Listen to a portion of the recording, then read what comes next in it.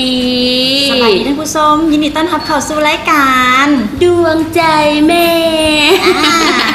สบายดีแม่ดีสบายดีแม่นิ่งเจ้าเป็นแล้วเนาะสองคนเฮาเซนเก่าเซนเคยอภัยสอนกองสัญญาศาสตร์เจ้าและข้าพเจ้าประกายวันทิพย์ดวงใจผู้พ่อกันเป็นประจำเนาะกับวันและเวลาเดียวกันนี่กับพ่อสองคนซึ่งว่าเป็นรายการที่จะนำเอาสายใยความฮักความผูกพันระหว่างแม่ลูกมาฝากมาต้อนกันในมือผักมือพรแบบนี้ถูกต้องเนาะหัวใจของแม่ก็คือดวงใจแม่นั่นเองเนาะค่ะแล้วนี่ใจขาดได้แม่แล้วสิเป็นอื่นใดไปบ่ได้นอกจากลูกเนาะถึงว่าลูกนะสิเริ่มต้นมาอยู่ในท้องของเฮาก็รู้สึกว่ามีความเป็นแม่เริ่มต้นเลยแล้วได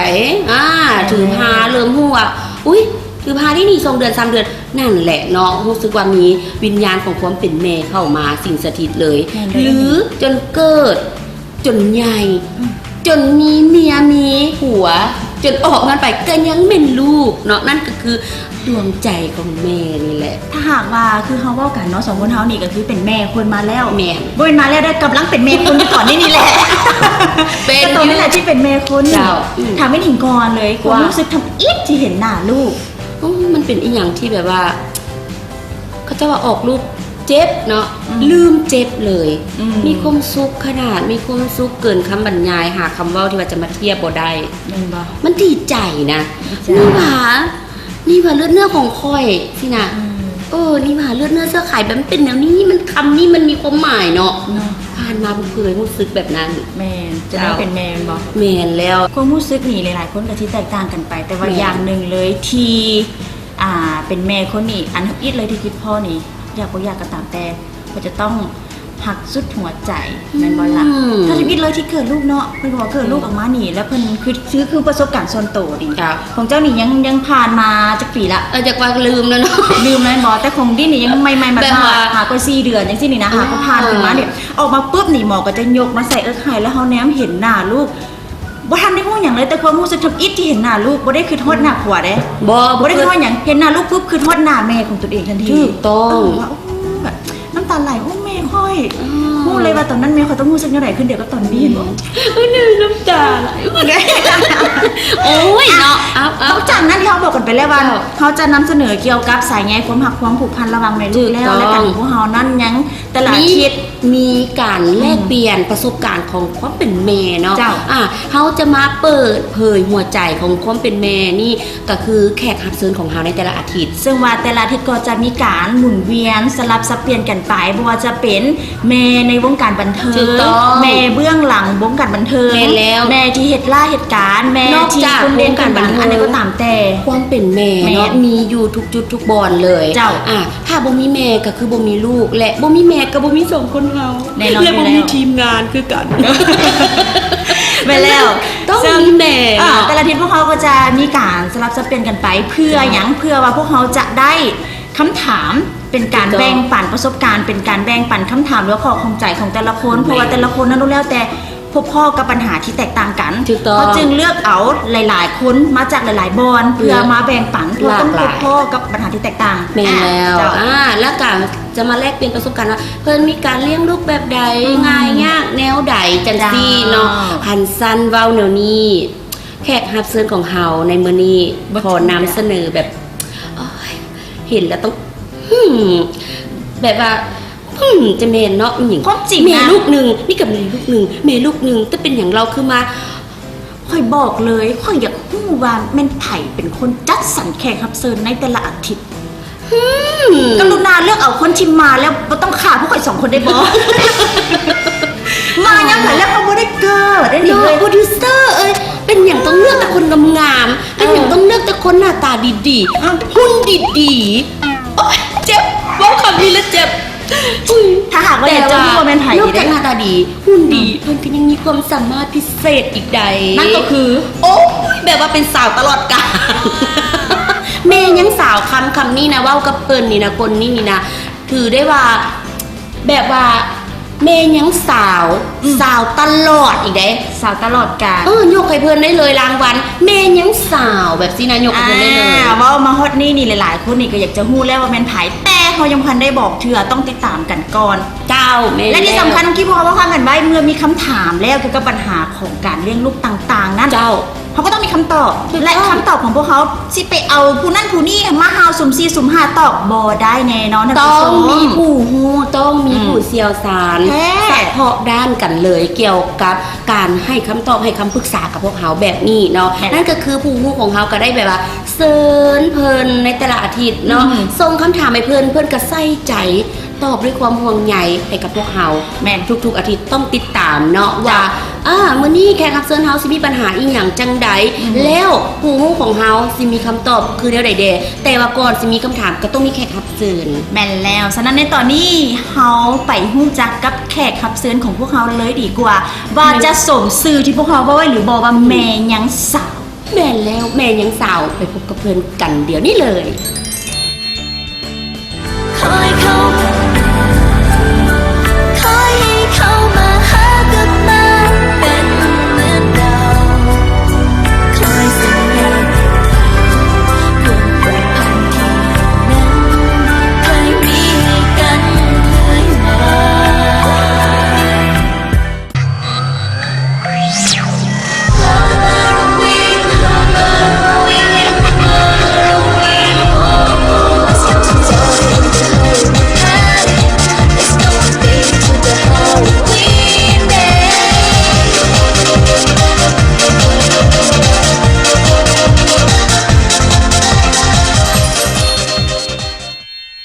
จ้าและตอนนี้เขาก็อยู่กับแขกรับเชิญที่พวกเขาได้บอกไปแล้วว่าเช่นเคยแม่ยังสาวอีกแล้วผู้นี้เห็นบอกแล้วเลยยังเสื้อบอเสื้อบอไอ้นี่เสื้อบอไอ้นี่ แบบคอยจนปากว่าออกเลยแบบเพิ่นได้ลูกหนึ่งเนาะลูกหนึ่งเนาะ ลูกหนึ่งคือกัน เจ้า ลูกหนึ่งคือกัน เจ้าแต่คือแตกต่างกันหลาย เจ้าเนาะยินดีต้อนรับติ้งไฟละมัน สบายดีสบายดี เจ้า สบายดีเจ้าเนาะแล้วก็มีน้องฟายน้อยๆเนาะยางอ้อมไปอ้อมมาแถวนี้ น้องทรายมานามื้อนี้เนาะ เจ้า สายล่ะ แม่นเนาะผู้อยากเสือคันว่าอุ้มกันไปรอไอเต็กสิเนาะอุ๊ยน้องมาอีกมื้อนี้เด้ต้องมีคนทวงแบบนั้ แล้ น วติ้งก็ตอบว่าแม่นละน้องทรายอยู่บ้านวิไผเบิงเอามาน้ำสวมพ้อยไปอีกเลย เลี้ยงน้องเนาะว่าบ่งแล้วบ่คือแม่บ่คือลูกจักหน่อย ก็คือกันคือไปลาบัดนี้ หมายถึงว่าบ่คือเป็นแม่ลูกกันหมายถึงเป็นแม่เป็นเอื้อยเป็นน้องสินะเด็กบ่อายจะสู้เฮาเนาะเพิ่นก็แล่นเลาะไปเลาะมาตามภาษาของเพิ่นนั่นแหละเนาะ อ่ะ ชื่อจังไดน้องทรายหั่น ซื้อว่าน้องยูดี อยู่ดี ยูดีภาษาลาวไม่แล้วยูดีมีแฮงยูดีมีโซ่เองประ โอ้ มาณนี้ ใส่ติ่มสูตร แม่ เล แล้ว ย ยูดีซื้อแท้เพิ่นก็ซื้อเมนสมประสงค์ โอ้ชื่อมีความหมายหมดเลย มีความหมาย ทั้งชื่อลินแล้วก็ทั้งชื่อแท้เนาะ เพราะว่ามีครูบาอยู่ทางภาคใต้คุณอาเพิ่นตั้งซื้อแท้ให้ เพราะว่าเขาก็บอกจุดประสงค์เขาว่า อยากได้น้องแบบซื้อที่มีความหมายคล้ายๆกับพอเพิ่นพอเพิ่นเป็นอันสมปรารถนา โอ้ อยากได้แบบว่าเวลาลูกซ้ายก็อยากให้ซื้อมีความหมายเดียวกันก็เลยเป็นสมประสงค์ สูง เดี๋ยวขอถามคำถามหนึงเพราะว่าเห็นหลายๆคนก่อนเวลาที่เพิ่นสั่งครอบครัวแล้วก่อนที่เพิ่นจะตัดสินใจเอาลูกนี่เพิ่นต้องขอบอกว่าต้องขอเบิ่งเวลาขอเบิ่งหลายๆอย่างขออันไหนที่เอิ้นว่าให้เฮาพร้อม แล้วสิ่งใดที่บ่งบอกว่าโอเคเพิ่นพร้อมที่จะเป็นแม่แล้วจังซี่ หนึ่งเป็นเวลาเนาะสองแมนก็คือสภาพแวดล้อมคือเรามีสถานที่ที่จะอำนวยความสะดวกให้เรา ให้เราเนาะ เขาพร้อมที่จะเสียสละเวลาตัวเอง ตัวนี้ เพื่อเราหรือยัง สำคัญเลยเนาะ ก็คือว่าช่วงนั้นก็เรียนจบพอดีได้ปีหนึ่ง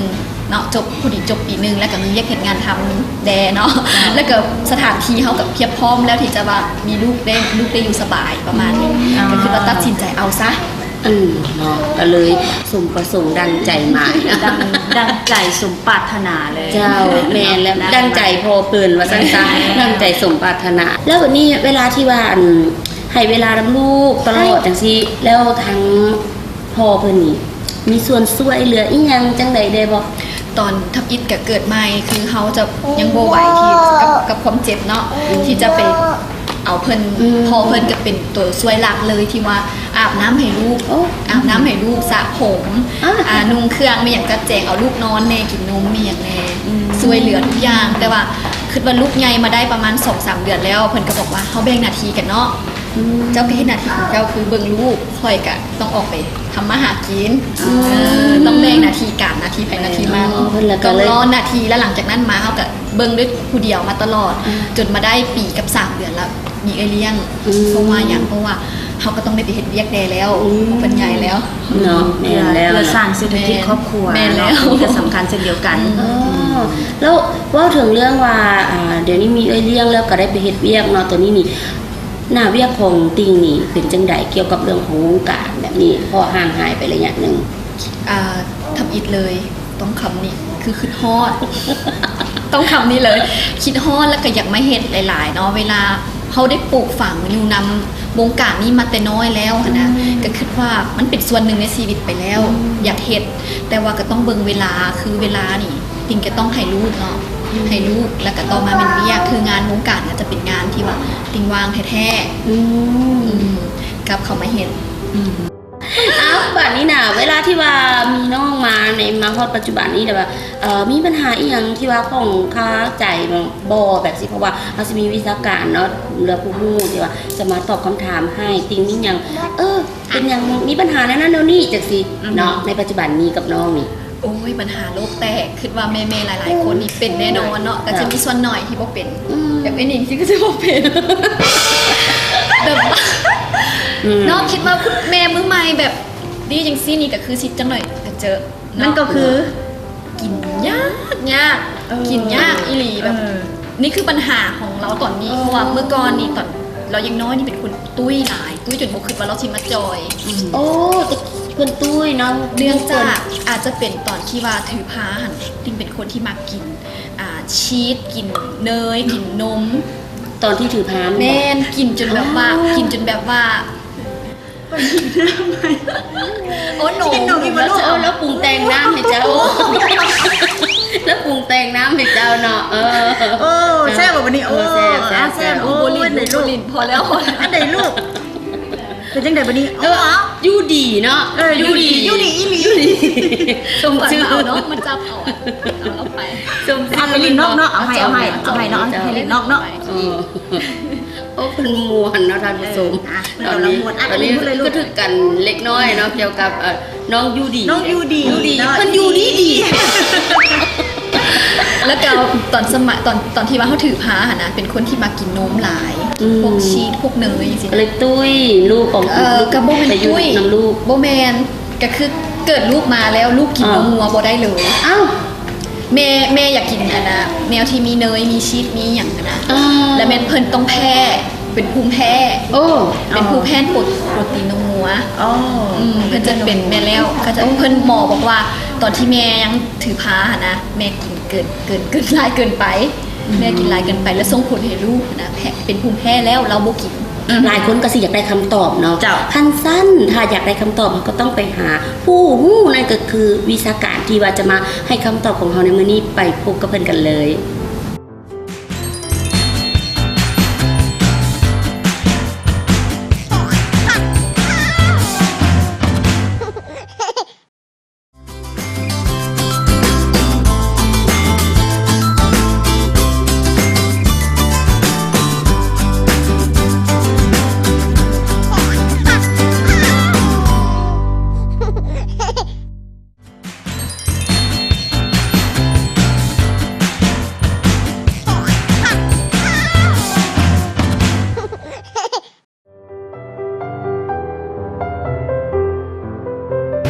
สบายดีนะคุณเพียงทั้งหลายก่อนอื่นมืดข้าพเจ้าอยากจะขอแนะนำตัวเองกันเนาะข้าพเจ้าหันซื้อว่าท่านหมอพงษ์มดีเวชพงศ์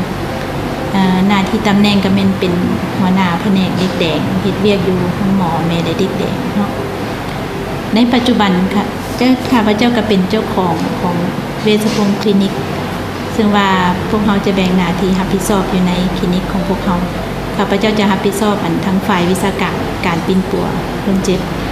โดยเฉพาะเป็นเกี่ยวกับเด็กน้อยพอดีทางรายการก็ได้มีคำถามเกี่ยวกับทางงานปัญหาเกี่ยวกับแม่และเด็ก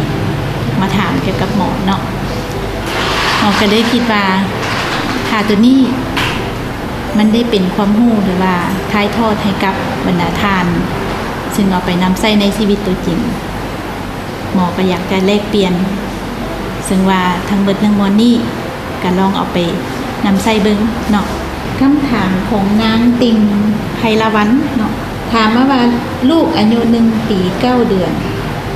เป็นหยังจึงกินข้าวยากแท้แม่นบ่แล้วก็มักกินแต่อันนั้นพวกประเภทสิ้น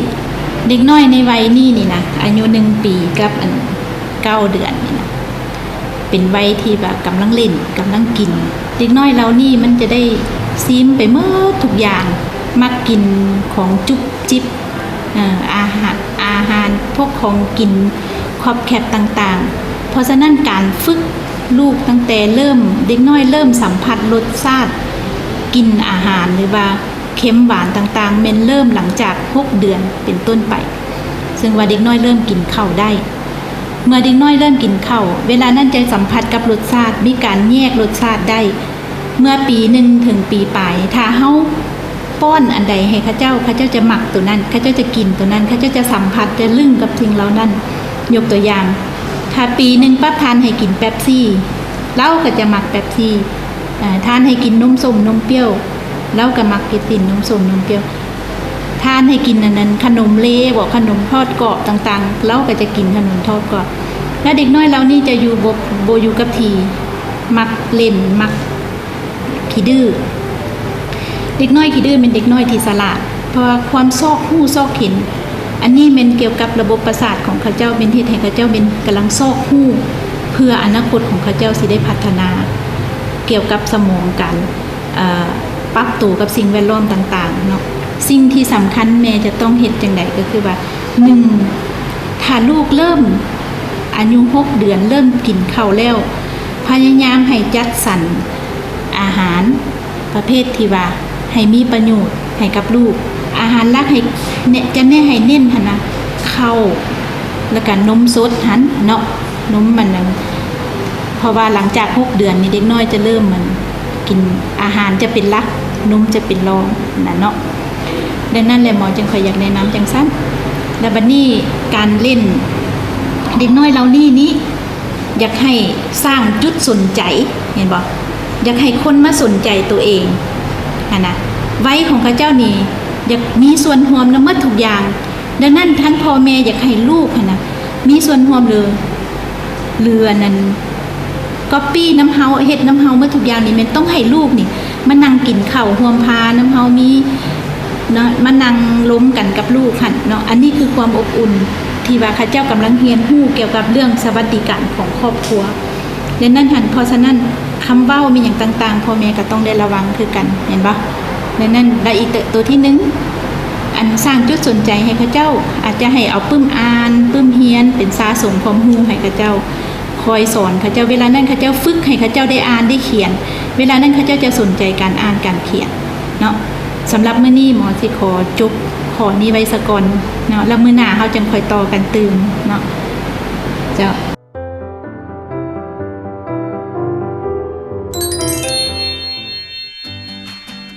นั่นก็คือคำตอบเนาะของเฮาโอ้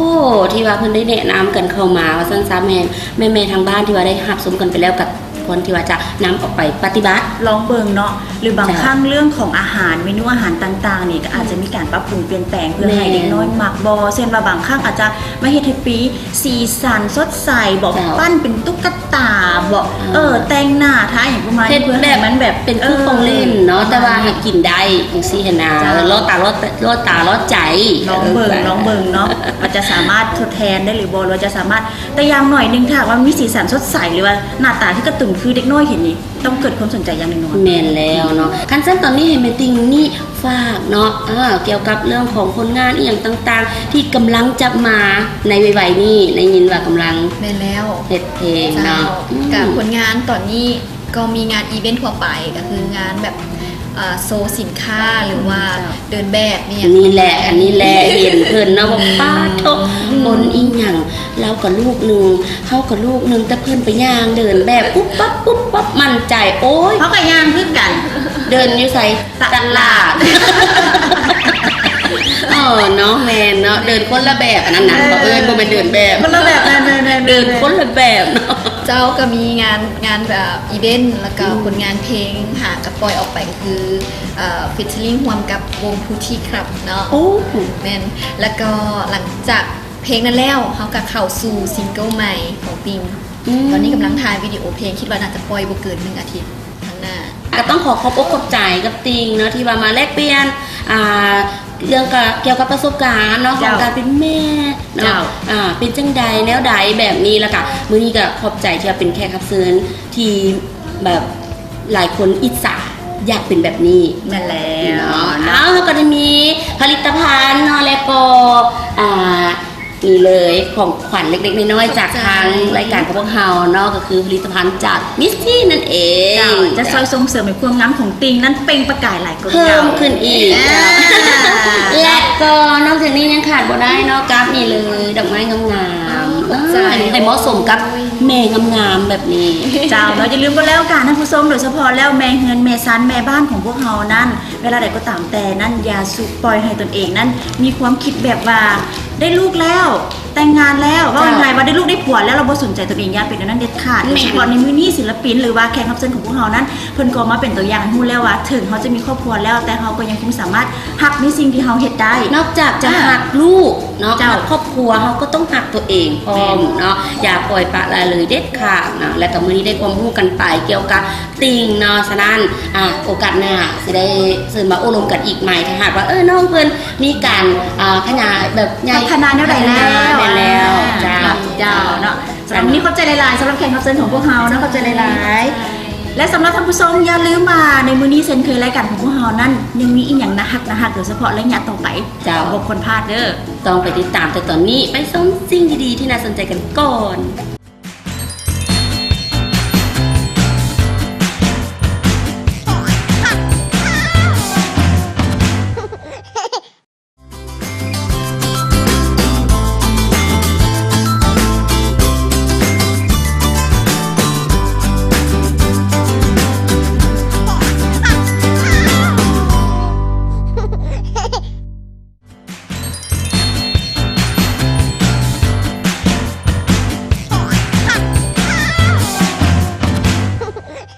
เอาล่ะในตอนนี้ที่บอกว่าพวกเขาจะมี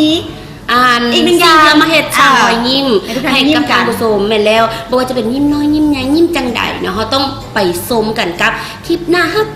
กันทุกการ ซ้อมยิ้มไม่ถากไว้ ที่ว่าจะสร้างความสุขให้ทานในวันแห่งครอบครัวแบบนี้เนาะมื้อนี้เนาะความน่าฮักสดใสรอท่าทานแล้วไปรับชมน้ำกัน